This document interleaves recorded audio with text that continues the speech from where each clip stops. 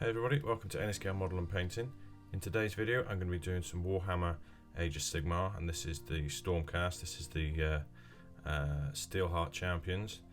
This is a few things you might need. The Retributor Armour Aerosol, and then some base paints, and you're going to need Dryad Bark, Celestra Grey, Screamer's Pink, Bugman's Glow, Lead Belcher, Mephiston Red, Cantor Blue, and Retributor Armour in the paint form as well.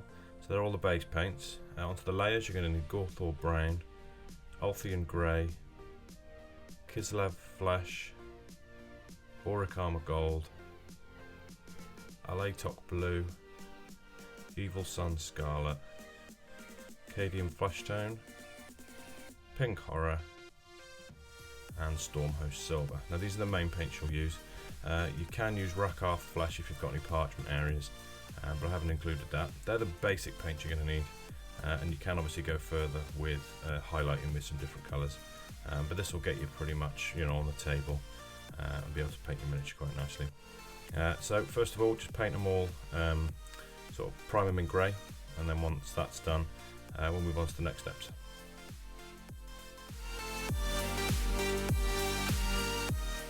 So once you've primed them in grey, you've got two options. If you're doing them sort of in bulk painting, I recommend using the aerosol. If you're only doing sort of one or two, you can obviously use the little pot, but using the aerosol just saves a lot of time and does get into them areas that quite hard to reach with the paintbrush and stuff. So I went with aerosol, and this is what they come out like. I've got to say it's the first time I've used the Retributor Armour aerosol, and I've got to say I'm pretty impressed.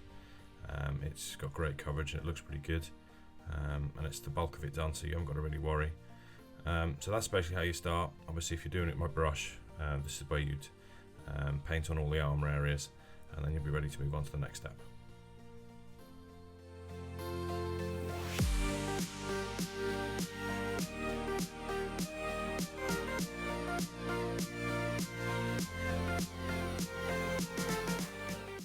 So first paint is the base paint Dryad Bark, and this is for his hair and all the sheaths of his swords.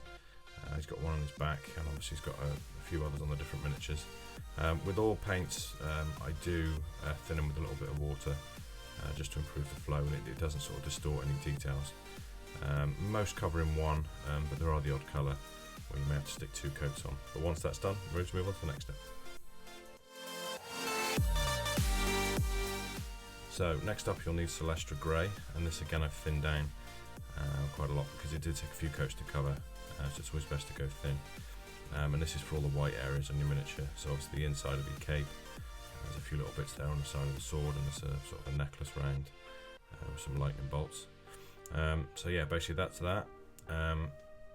It's the first colour, so as soon as this is painted in the grey, it does get easier to highlight through in the stages. And as you can see, that's what it looks like when it's done. That was two coats, but you can put a third coat on if you want. But that's that step done. We'll move on to the next one.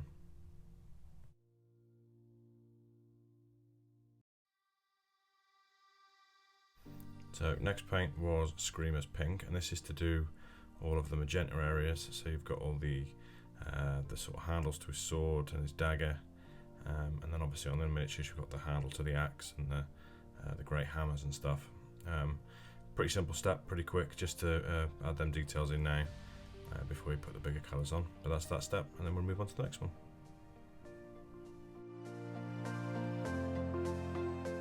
So next step on this particular miniature is to do flesh tone, and for that you use Bugman's Glow, and it's basically quick paint, as you can see there, just the head.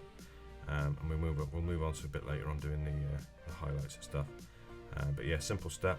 Next one is Lead Belcher, and this is for the swords, anything metal, his little chain link, little skirt on the front. Mephiston Red as well to do the sort of plume on his helmet. As you can see, that's that one finished there.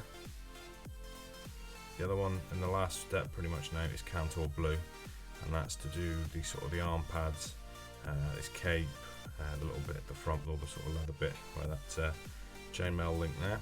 and then that's pretty much all your base paints covered, except Rakarth Flesh now, which is any parchment areas. This is where you add them there, so it's that little banner coming off the back of his hammer there. That's the last base paint you need, so then that should be pretty much sorted. As you can see now by them three, that's what they look like when they're all painted up. And then we'll be ready to move on to the highlights.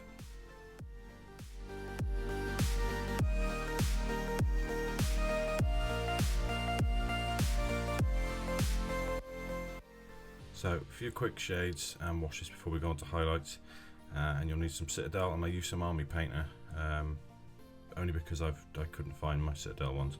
But the first one is Drakenhof Nightshade, and that's for all the blue areas. These are straight out the box, straight out the pot, sorry. Just sort of, you know how to use shades, just put them on, pull them up a little bit, really get them into those recesses, and basically the wash does the rest for you, and I'll obviously show you when it's done. But that's the first one, so add that and then we'll move on to the next one.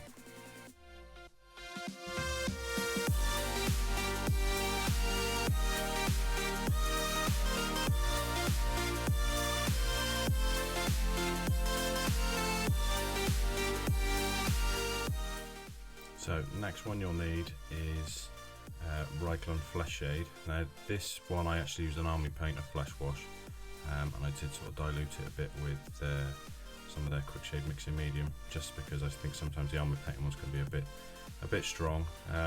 If you've got Reikland Flesh Shade, I'd use that. Failing that, any sort of flesh wash will do, and you need to apply this over the armour areas and obviously the flesh.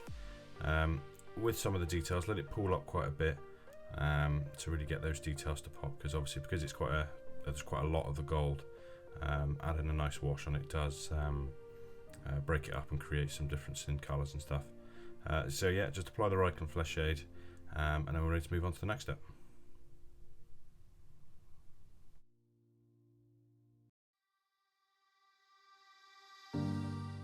So next one you'll need, I used Army Painter Strong Tone, but the equivalent in Citadel is Agrak Shade, so I'd recommend using that one if you've got it. And this you just need to apply to the red and the wood areas, or the brown, so it's obviously his hair and all the sword sheaths and stuff.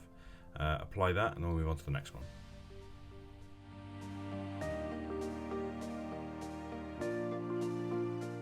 You'll need is a dark tone. Of that I used Army Painter and some of their mixing medium, but you can use Nuln Oil, which is the equivalent, and you apply that to the white areas and sort of the gunmetal, lead belcher areas. The other one you'll need for the sort of magenta areas is Caribou Crimson, and that again, just a quick one just over them areas, just to add a bit more detail to there. That's all the washes, so once they're all done and dry, we'll go through some highlights and stuff and tell you what colours you'll need.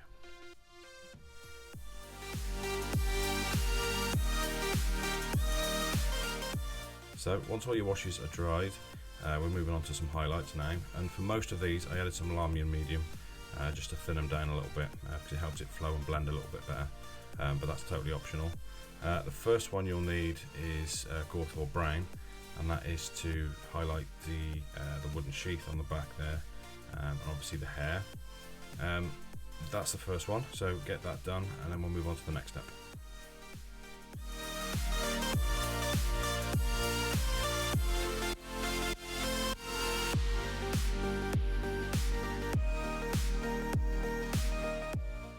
So next one you'll get is Ulthian Grey, and that is for obviously the white areas. It didn't cover great the first time, I thought it would cover a lot better, but I'm not sure if I didn't shake the paint enough. So just put thin layers on. If you need to add more, it's okay. Obviously that's for all the white areas. Next one is Auric Armour Gold, and that's obviously to apply, sort of, you can either dry brush it or you can sort of, pick out the high edges yourself across all the gold. And as you can tell by there, it's there's lots of different shades now of gold.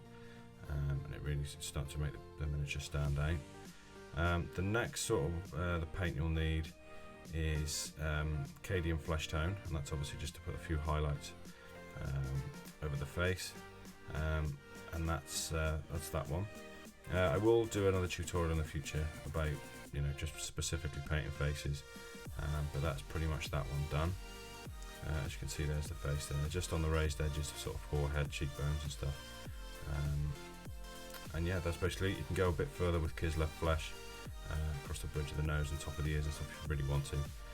Depends what you're using it for. If it's going to be a battle ready one, this is pretty much good to go. If you're going for painting competitions or anything like that, just go crazy basically with different flesh tones, just to help pick out the light.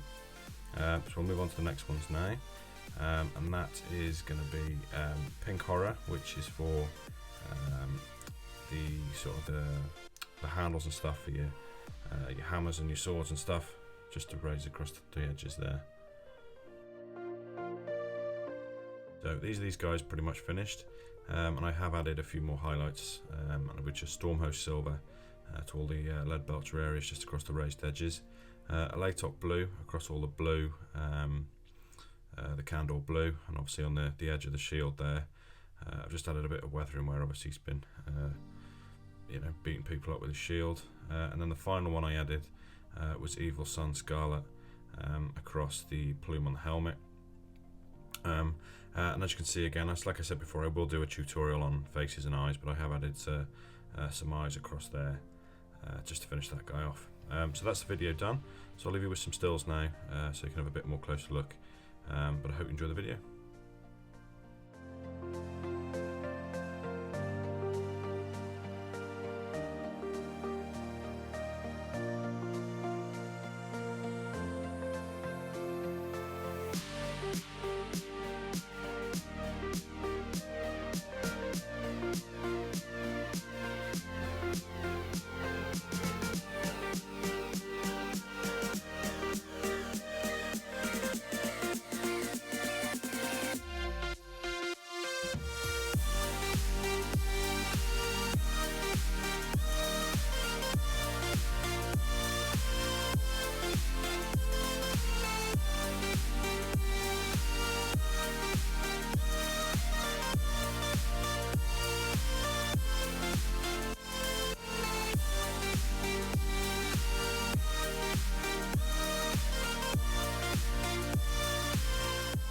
So that's the video done, so I hope you enjoyed that, and I hope it's going to help you paint up your Stormcast.